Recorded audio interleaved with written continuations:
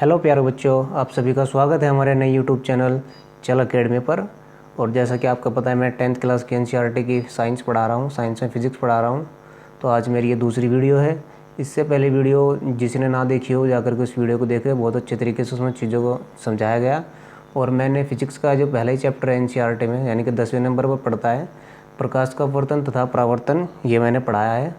और इस वीडियो में थोड़ी सी अगर दिक्कत हुई हो तो मैं माफ़ी चाहता हूँ उसके लिए।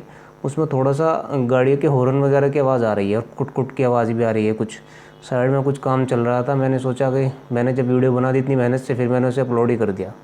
अब चूँकि मेरा घर बिल्कुल नेशनल हाईवे पर है तो हॉर्न की आवाज़ बहुत मुश्किल हो जाती है रोकना। अब भी रात के 12 बजे है और मैं बैठा हुआ हूँ वीडियो बनाने के लिए।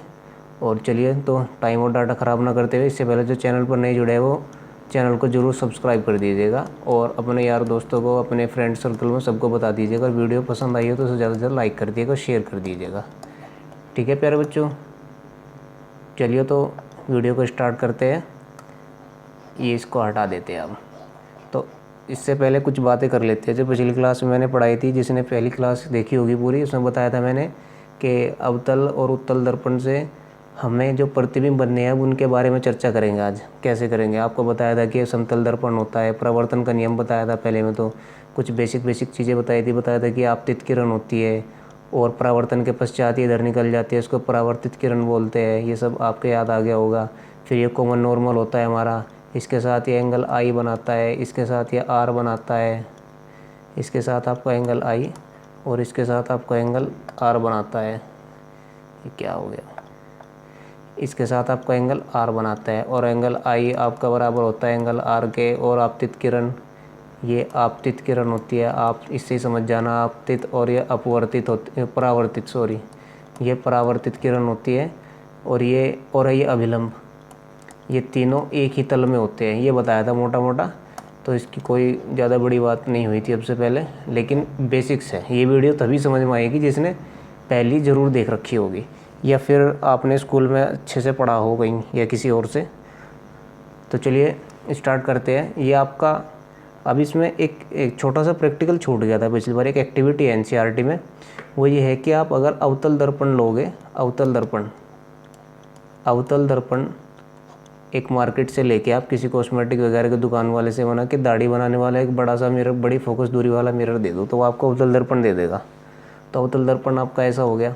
और दर्पण में आपका चेहरा दिखता है, ध्यान रखना। दर्पण में आप आर पार नहीं देख सकते, सिर्फ ये आपकी परावर्तक सतह होगी, ये वाली चमकदार सतह, ये परावर्तक सतह बोलते हैं इसको। बताया था मैंने, आपको याद आ गया होगा। ये परावर्तक सतह आपकी, जब आप इसे सूर्य की रोशनी में, मान लिया इधर आपका सूर्य है, ये आपका सन है, यहाँ पर सूर्य की रोशनी इस पर पड़ेगी और इस पर से अगर आप कोई अखबार लो या न्यूज़पेपर लो, न्यूज़पेपर इसलिए बोल रहा हूँ क्योंकि न्यूज़पेपर का कागज़ जो होता है वो थोड़ी सी लो क्वालिटी का होता है, बारीक होता है।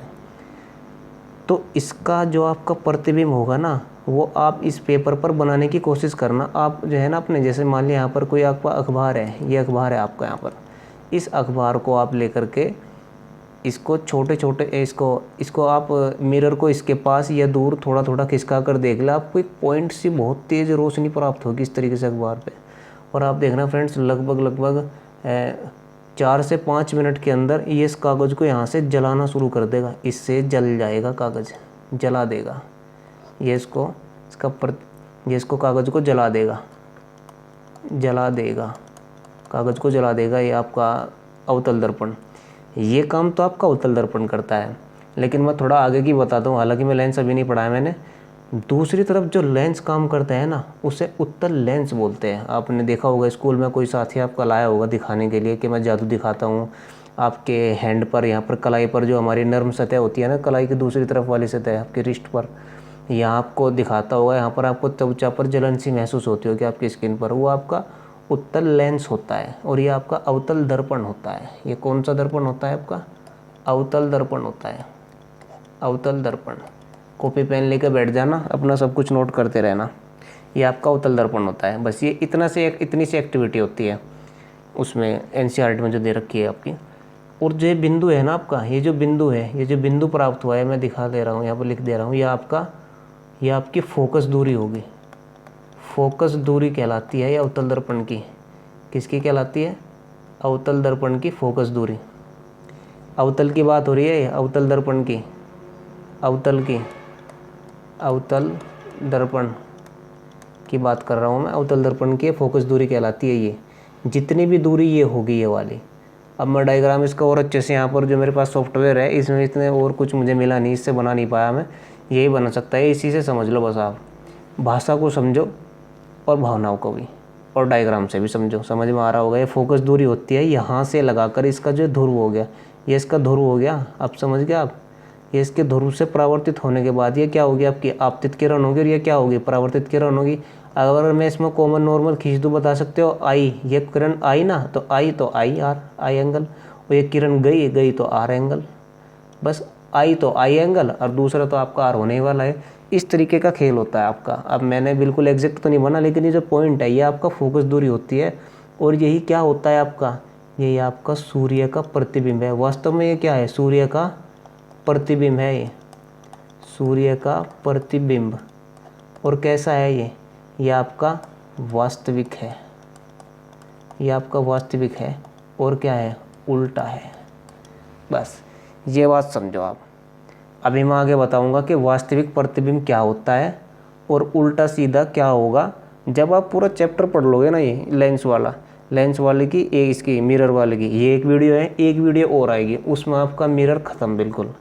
जब 3 वीडियो आप देख लो, ये दूसरी चल रही है ये, और जब तीसरी भी पूरी देख लो, जब बताना कोई क्वेश्चन छूट जाए तो आपका कहीं से भी, चाहे आप कोई भी बुक उठा लेना, एनसीईआरटी की, CBSE board, UP board, MP board, Rajasthan board, Uttarakhand board, Bihar board, Himachal board, कहीं की भी उठा के देख लेना, कोई दिक्कत नहीं होगी आपको। ठीक है फ्रेंड्स, तो ये आपका सूर्य का प्रतिबिंब बनता है, ये आपके यहाँ से यहाँ तक की दूरी आपकी फोकस दूरी कहलाती है। बस इसी प्रैक्टिकल के आधार पर हम ज्ञात कर लेते हैं कि अवतल दर्पण की फोकस दूरी कितनी है, इसे माप लेते हैं हम। वहीं पर अंदाजन माप लेते हैं कि भाई कितनी होगी, लगभग ऐसा कर लेते हैं। और ऐसा करने के लिए धूप में खुली जगह पर जाकर आप मेज़ पर कागज़ रख लो, या फिर किसी आपका वो होता है ना पेपर क्लिप आता है, एक स्टैंड होता है, उस पर रख करके, या अपने फ्रेंड से कहो कि हाथ में पकड़ ले कागज़ को, और आप अपना मिरर, फिर तीसरे साथी से कहिए कि बीच की दूरी माप ले, लगभग वही आपकी अवतल दर्पण की फोकस दूरी होती है। ये समझाने पर इसीलिए जोर दे रहा हूँ मैं, ताकि जल्द अच्छे से समझ में आ जाए। ये समझ में आ गया, इन डायग्राम से डरने की कोई ज़रूरत नहीं है, कुछ नहीं है, ख़त्म है सब, ये कुछ नहीं है, इनसे कोई डरने की ज़रूरत नहीं है। अब आप इसका स्क्रीनशॉट ले लो और कॉपी पेन में नोट कर लो कि इस तरीके से प्रतिबिंब बनता है। अच्छा सा डायग्राम बना कर नोट कर लो कि फोकस दूरी होती है यहाँ से यहाँ तक की दूरी। अरे क्या हो गया, ये फोकस दूरी होती है आपकी। चलो ये तो मिट गया यार, मिट गया, कोई बात नहीं। अब चलो आगे की बात करते हैं।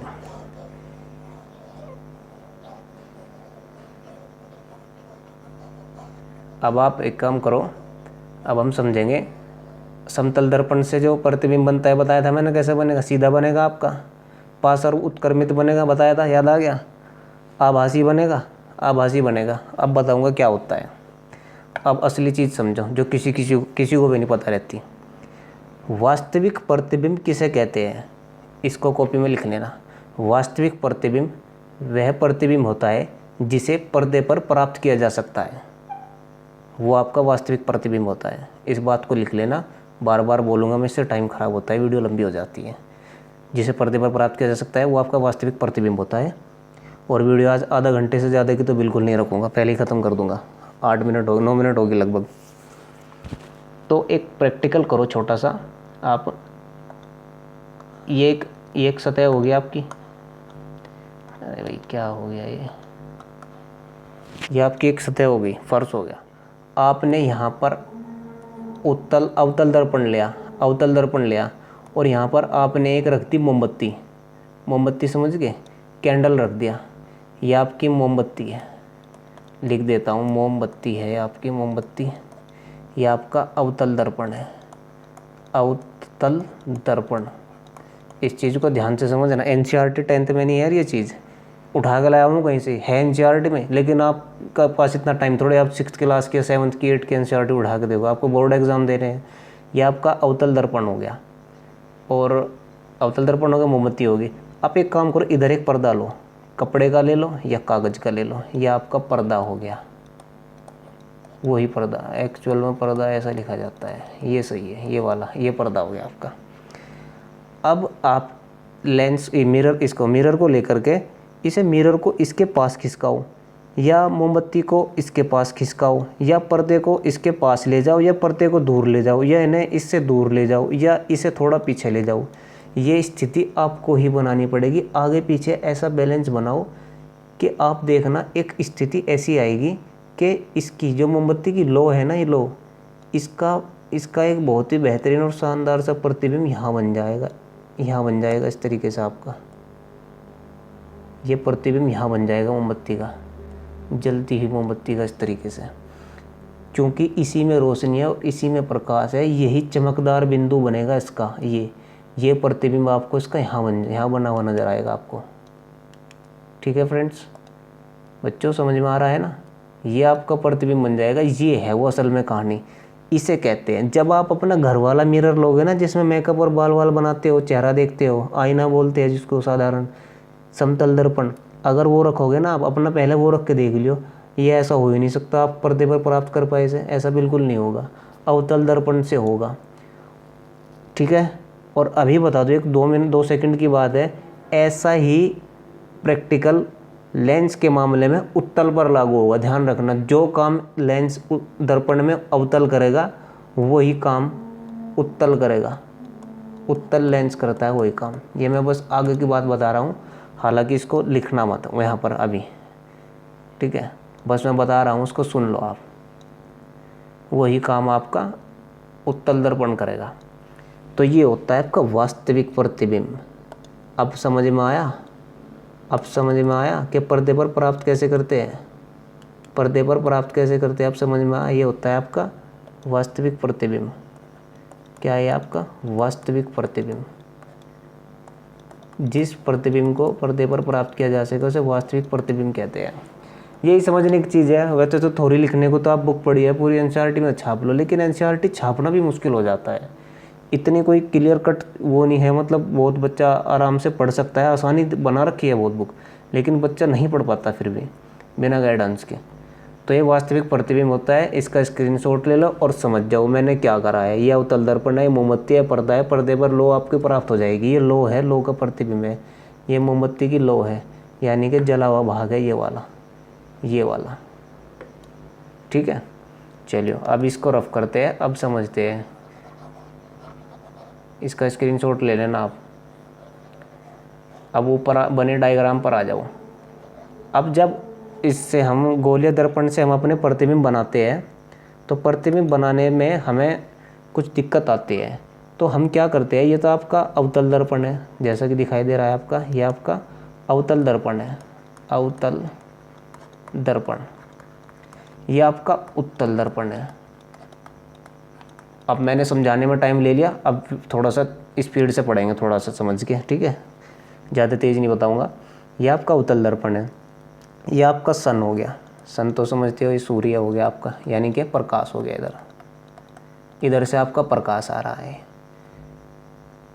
अब अवतल दर्पण का केस लेते हैं पहला। अवतल दर्पण में क्या होता है, जब अनंत से कोई प्रकाश की किरण मुख्य अक्ष के समांतर आती है। मुख्य अक्ष समझे कौन सी है मुख्य अक्ष? याद आया कुछ? मुख्य अक्ष कौन सी है? ये मुख्य अक्ष है, ये वाली मुख्य अक्ष के समांतर। समांतर किसको बोलते हैं? समांतर इसको बोलते हैं दो रेखाएं जो आपस में एक दूसरे को ना काटें, कभी ना काटें, इन्हें कितनी लंबी बढ़ा लो एक दूसरे को ना काटें, ये होती है आपकी समांतर रेखाएं। ये आपकी समांतर रेखाएं होती है। ये मैथ का पोर्शन आता है, ठीक है, नोट कर लेना इस चीज़ को। ये आपकी समांतर रेखाएं होती है। मुख्य अक्ष के समांतर अनंत से आने वाली प्रकाश की कोई किरण, भाषा पर ध्यान रखना बिल्कुल, जब अवतल दर्पण के किसी बिंदु से टकराती है, इसके समांतर हो मुख्य अक्ष के, टकराती है, तो उसके फोकस से होकर के निकल जाती है। कहाँ से निकल जाती है? उसके फोकस से होकर निकल जाती है। इधर से किरण आई, ये आई किरण, आई के साथ कौन कौन सा बनेगा? आई। ये आपका कॉमन नॉर्मल कहाँ टकराता है? आपका वक्रता केंद्र पर टकराता है ये। और कोई भी किरण, ये तो आपतित किरण है, ये आई अनंत से प्रकाश की किरण टकराती है तो आपतित किरण, और परावर्तित होकर फोकस बिंदु से होकर जाती है जरूर जरूर और जरूर। ठीक है फ्रेंड्स, ठीक है बच्चों, अनंत से आने वाली प्रकाश की किरण यहाँ टकराएगी, टकराने के बाद इधर से निकल जाएगी, फोकस दूरी से होकर के जाएगी जरूर। और जब इसका कॉमन नॉर्मल होगा वो हमेशा आपका वक्रता केंद्र पर ही टकराएगा। ये क्या है आपका, ये आपका फोकस बिंदु है, फोकस या मुख्य फोकस भी बोलते हैं इसको, ठीक है फ्रेंड्स। ये इसका मुख्य फोकस होता है। और ये सी क्या है आपका, सी आपका वक्रता केंद्र है, वक्रता केंद्र। और वक्रता त्रिज्या क्या होती है, वो होती है सी से लगाकर और ये पी तक की दूरी, ये आर होती है, कैपिटल आर। कैपिटल आर वक्रता केंद्र होता है। इतनी बात आपके समझ में आ जानी चाहिए। किसी एक लाइन की बात कर रहा हूँ, एक रोशनी की। जब ये ऐसा ही केस अब उत्तल दर्पण में होगा, अनंत से आने वाली प्रकाश की किरण जब किसी बिंदु से टकराती है तो ऐसे परावर्तित हो जाती है। और जब हम इसे देखेंगे ना तो हमें ऐसा लगेगा कि पीछे से निकल के आ रही है कहीं से, तो ये भी उसके फोकस से निकल के आती है। और इसका फोकस जो है दर्पण के पीछे होता है। उत्तल दर्पण का फोकस दर्पण के पीछे होता है। जैसा आपको दिखाई दे रहा है, दर्पण यही तो है हमारा, चमकीली सतह यही वाली तो है। फोकस कहाँ है, इसके पीछे है। ये रहा फोकस हमारा, ये रहा फोकस, ये रहा फोकस, और ये रहा आपका वक्रता केंद्र। ये सब इसके पीछे होते हैं इसमें, उत्तल दर्पण में। इसमें इसके सामने ही होते हैं, ठीक है फ्रेंड्स। और जब इसके हम कॉमन नॉर्मल खींचेंगे, आई कौन सी किरण, ये वाली आई के साथ वाला कौन, आई ऐसे याद रखना, याद करने के लिए बता रहा हूँ। और दूसरे वाला एंगल कौन सा होगा, आर। ये आपका सी पर मिलेगा। कोई दिक्कत, कोई परेशानी। ये आपका ध्रुव होता है, आपको बताया था मैंने, ये आपका ध्रुव होता है। ध्रुव को इंग्लिश में पोल बोलते हैं, POLE। ठीक, सब कुछ समझ के चलें जो कुछ होगा। अब चला जाए नेक्स्ट पेज पर। मैं नेक्स्ट पेज पर जा रहा हूँ, मैंने बता दिया। अब दूसरा केस क्या है आपका, लिख लेना, बुक में है ये, लिख लेना जो मैं बता रहा हूँ, मैं बोल रहा हूँ, लिख लेना। कि जब कोई किरण, प्रकाश की कोई किरण अनंत से आती हुई अवतल दर्पण गई, ये इधर अवतल दर्पण है हमारा, अवतल, ये उत्तल है, दर्पणी है। और ये भी दर्पणी है, दर्पणी पढ़ा रहा हूँ मैं। अनंत से आती हुई प्रकाश की कोई किरण अवतल दर्पण के मुख्य फोकस से गुजरने के बाद जब लेंस के दर्पण के किसी बिंदु से टकराकर परावर्तित होती है तो वह उसके समांतर निकल जाती है। यानी कि जो पहली कंडीशन मैंने बताई थी ना सबसे पहले, उसका उल्टा है। पहले किरण ऐसे आई थी और फोकस से निकल गई थी। अब अगर फोकस से किरण मारने लगे हम, फोकस से रोशनी की एक किरण आई, वो इसके किसी बिंदु से टकराकर और वापस जब निकलेगी तो मुख्य अक्ष के समांतर निकलेगी, मुख्य अक्ष के समांतर निकलेगी। ये निकल गई इधर से आई के साथ वाला कौन, आई, और दूसरे के बाद वाला आर। दो ही कौन होते हैं हमारे। ये आगे भी काम आएगा, देखना आप कितने काम आएगा आपके।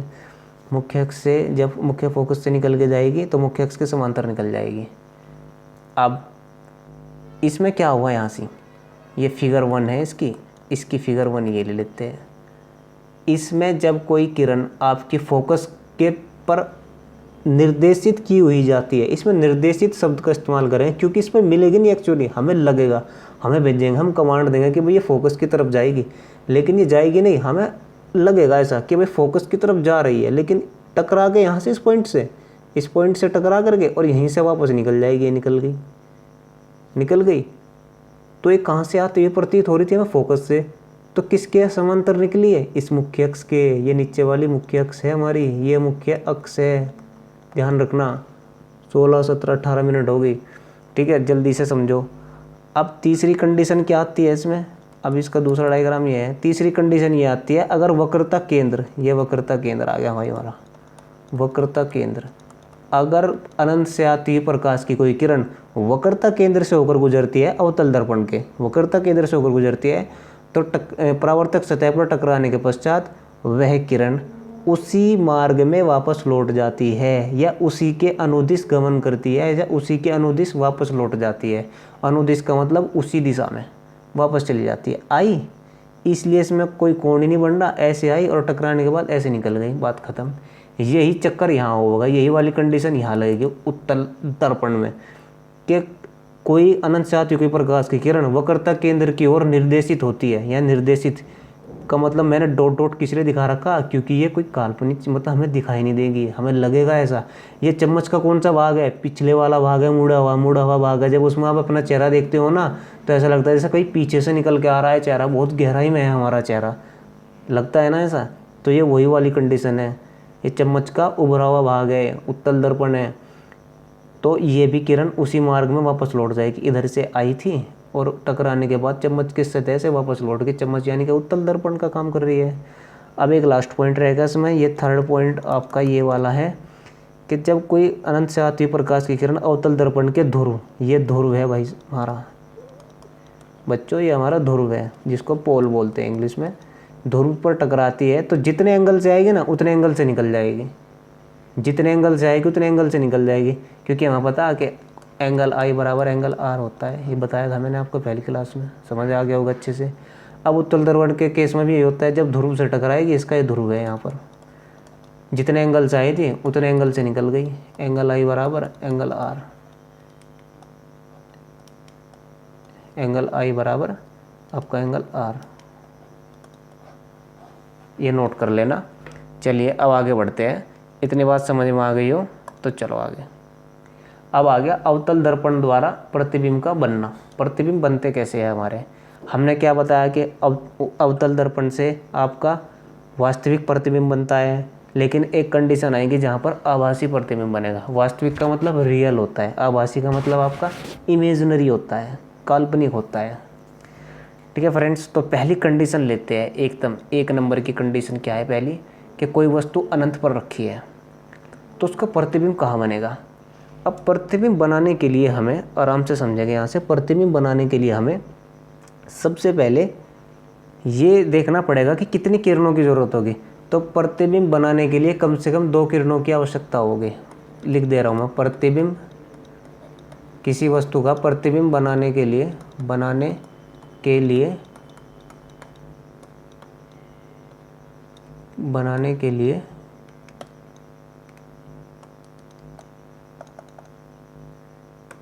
प्रतिबिंब बनाने के लिए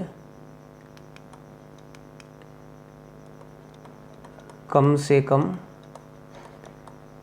2 किरणों की आवश्यकता होगी। 2 किरणों की आवश्यकता होगी, ये लिख लेना आप। ठीक है फ्रेंड्स, बाकी मैं बता रहा हूँ। एक दूसरी चीज़ इसमें क्या लिखोगे आप, चलो यही इतना ही रहने दो। अनंत पर कोई वस्तु रखी है, प्रकाश की किरण आ रही है, एक किरण तो ये रही हमारी और दूसरी किरण ये रही हमारी, तीसरी तो हमारी मुख्य अक्ष होती है वैसे तो जनरली। इन 2 किरणों, ये 2 ही किरणें आपका प्रतिबिंब बनाएंगे। प्रतिबिंब का मतलब इमेज होता है, मैंने बताया हुआ आपको। अनंत से किरणें आई, लेंस से टकरा कर, ये कैसी किरण है जो अभी पीछे बताया, जोर डालो दिमाग पर, ये कौन सी किरण है, ये मुख्य अक्ष के, इस मुख्य अक्ष के समांतर है। समांतर है तो कहाँ से निकलेगी, फोकस से, ये निकल गई।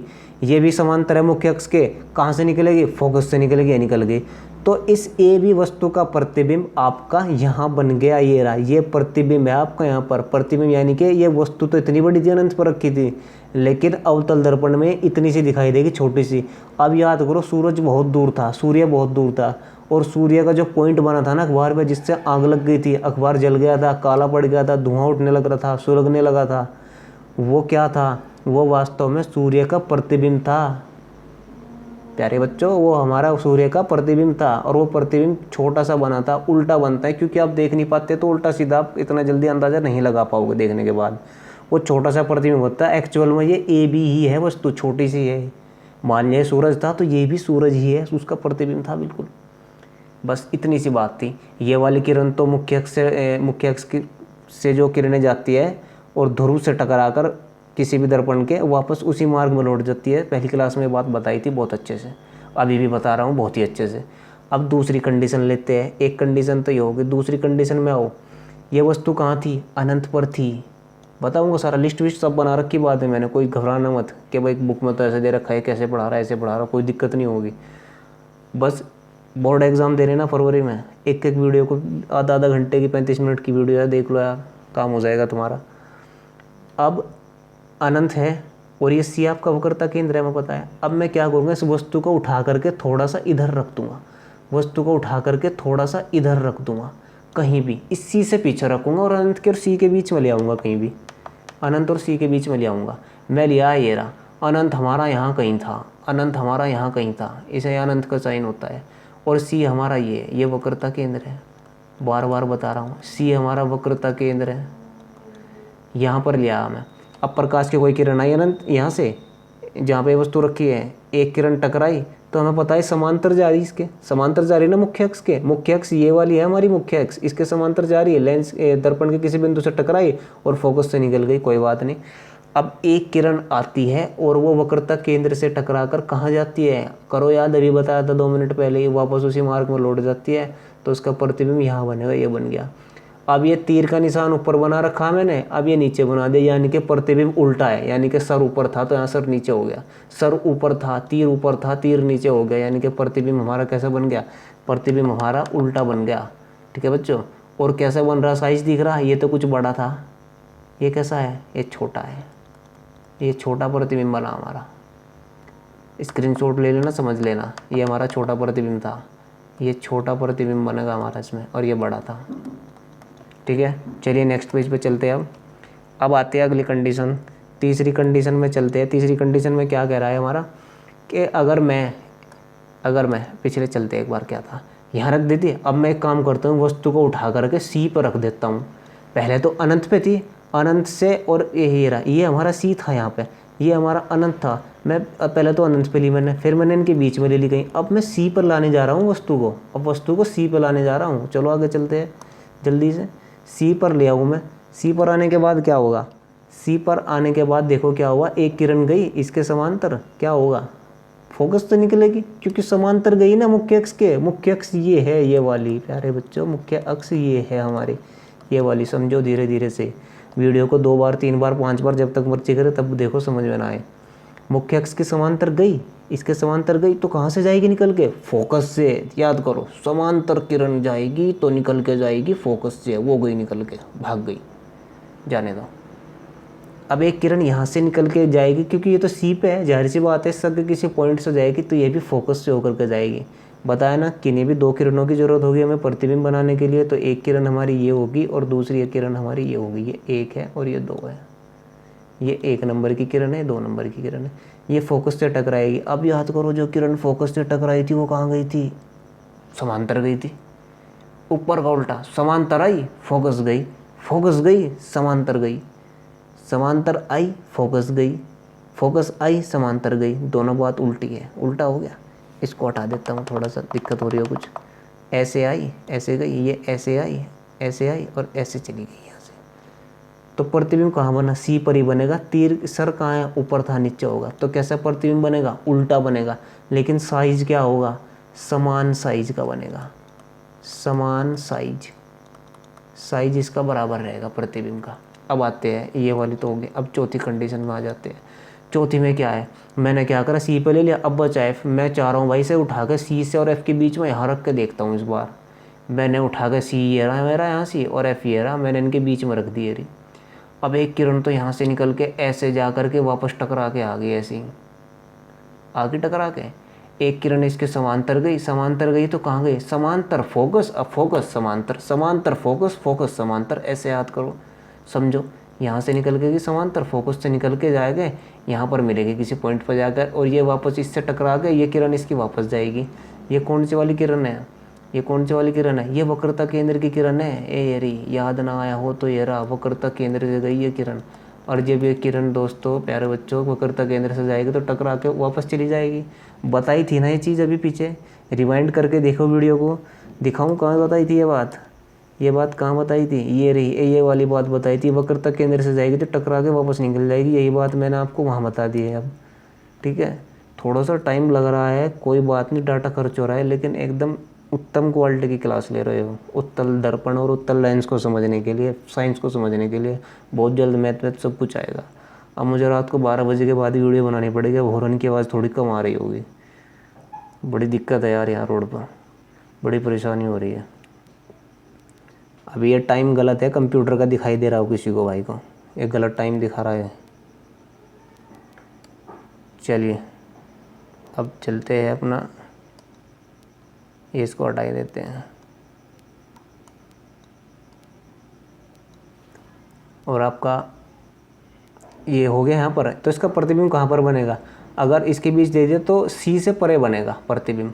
यहाँ तो सी पे बन गया था, अब प्रतिबिंब पे भी नोट करना, पहला प्रतिबिंब हमारा फोकस पर बना था, फिर इसके बीच बना, फिर सी पर आ गया, अब सी से परली तरफ भाग जाएगा, वस्तु इधर भाग जाएगी मतलब ऐसे बता रहा हूँ मैं, जैसे जैसे हम वस्तु को इस लाइन पर इधर लाते जा रहे हैं वैसे वैसे इसका प्रतिबिंब इधर भागता जा रहा है। वस्तु इधर ले जा रहे हैं हम तो प्रतिबिंब इधर भागता जा रहा। ध्यान देखना इस चीज़ का, ध्यान से देखना। ये वस्तु हम इधर की तरफ खिसका रहे तो प्रतिबिंब इधर खिसकता जा रहा है हमारा, प्रतिबिंब इधर खिसकता जा रहा है। ये लॉजिक है, पॉइंट है, याद रखना। यहाँ से प्रतिबिंब कैसा बना इस बार प्रतिबिंब आपका बड़ा बना, बड़ा प्रतिबिंब, बड़ा प्रतिबिंब बना, बड़ा प्रतिबिंब बना। इस बार आपका प्रतिबिंब बड़ा बना। ठीक है फ्रेंड्स, हुबहू डायग्राम आपके एनसीईआरटी में भी है, बुक से भी देखना, यहाँ से भी देख लेना। कोई दिक्कत कोई परेशानी आपको कहीं नहीं होनी चाहिए। मैंने अवतल दर्पण आपको पूरा बता दिया है किस किस तरीके से किरणें आती है। 2 ही किरणें क्यों लिए, एक्चुअल में किरणें ऐसी नहीं होती है। अब मैं समतल दर्पण वाला एग्जाम्पल ले लूँगा, टॉर्च मारोगा आप तो उस पर हज़ारों किरणें हो सकती है और हज़ारों किरणें उसकी रिफ्लेक्ट हो सकती है। लेकिन हम व्यवहार में प्रैक्टिकल में मानते हैं कि हमारी कोई एक तमीज़ में एक किरण आई, तमीज़ और तहजीब के साथ, बड़ी इज्जत के साथ, और वो ऐसे निकल गई। उसी को मान के हम अज्यूम करते हैं। साइंस में बदतमीज़ी के लिए कोई जगह नहीं है, समझ गया आप। तो और पागलपंती के लिए कोई जगह नहीं है, इस तरह के बेहूदा हरकतों के लिए। तो इसलिए मैं वीडियो को, अब मैं सोच तो रहा था थोड़ा सा और लंबा करूं, यहाँ पर समझा दिया मैं। एक पॉइंट और रह गया है मेरा अभी। हाँ, ये वाला कौन सा रह गया, हाँ अनंत का रह गया भाई। ये तो अभी 5 नंबर का पॉइंट ये है आपका। 5वीं बात आ गई। अब मैं वस्तु को इधर खिसकाता जा रहा था, अभी मैंने सी और एफ के बीच में ली थी ना, अब मैं इसको एफ पर रख रहा हूँ, वस्तु को एफ पर रख दी वस्तु को। अब एक किरण इधर से आई आपकी, टकरा के इसी मार्ग में वापस लौट जाएगी, और एक किरण इसके समांतर गई तो कहाँ गई, फोकस से निकल के जाएगी। ये चली गई, ये इधर टकराएगी और ये इधर ही वापस ही लौट जाएगी। ये लौट के वापस आपको यहाँ से डॉट डॉट हो जाएगी आपको, मतलब ऐसा बनेगा प्रतिबिंब। फोकस पर आपकी वस्तु रखी हुई है, ये वस्तु है आपकी, ये आपकी वस्तु रखी हुई है यहाँ से, जिसको हम ऑब्जेक्ट बोलते हैं। ये आपकी वस्तु है ऑब्जेक्ट। प्रतिबिंब कहाँ पर बनेगा, अनंत पर प्रतिबिंब बनेगा। और पहली बार ऐसा होगा, ये प्रतिबिंब आपका बहुत बड़ा बनेगा, बहुत बड़ा। लिस्ट दिखाऊंगा अभी, लिस्ट में मैंने लिखा हुआ है, बहुत बड़ा बनेगा, बहुत बड़ा प्रतिबिंब बनेगा आपका ये।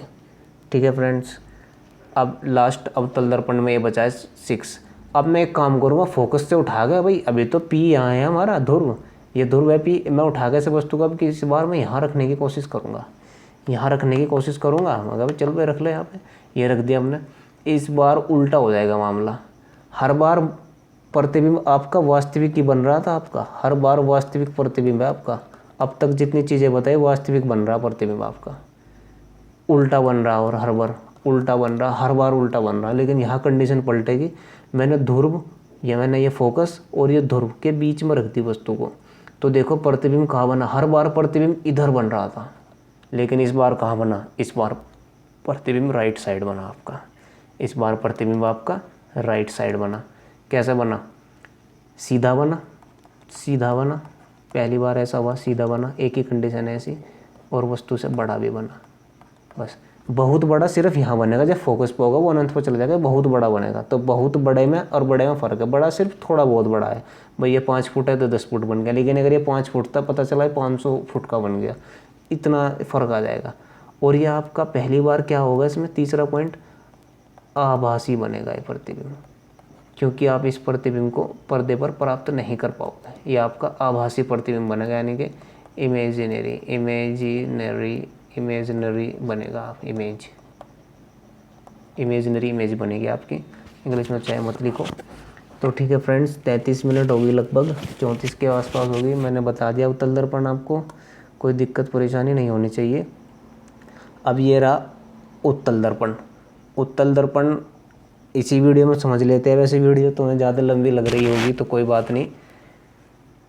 अब उत्तल दर्पण की बात कर लेते हैं।